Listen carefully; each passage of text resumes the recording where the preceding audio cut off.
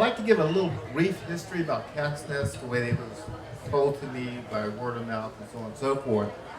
Net making in my family has been passed down to father to son, father to daughter, mother to son.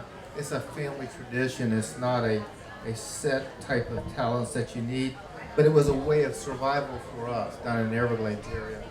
Um, the Spanish net, traditionally, is this net right here.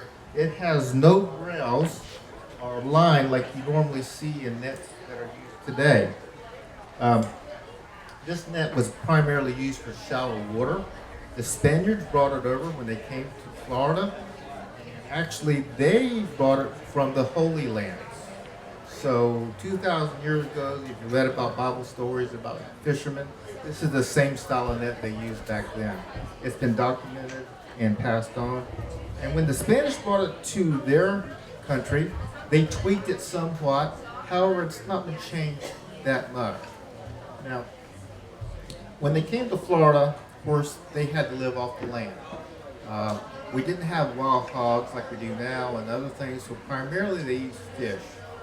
And they had a hard time finding fish, but they found out that the Calusa Indians were using basically the same technique. They weren't using a round net per se, but they were knitting and closing nets like a basket weave, and they would actually stop off a lake or a stream, wait for the tide to come out, and then they would pick the fish out.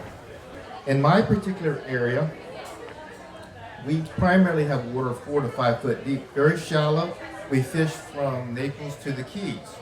The traditional way I was taught how to fish and how to build nets. In the shallow waters, when you use a Spanish net, you actually try to hunt the fish or try to corner them in such an area, and you throw your net over the fish, and your family members would stand on top of the net. They would pick and choose the fish they wanted, and they let the little ones go for next year, which was kind of unique for them to think about conserving their fisheries.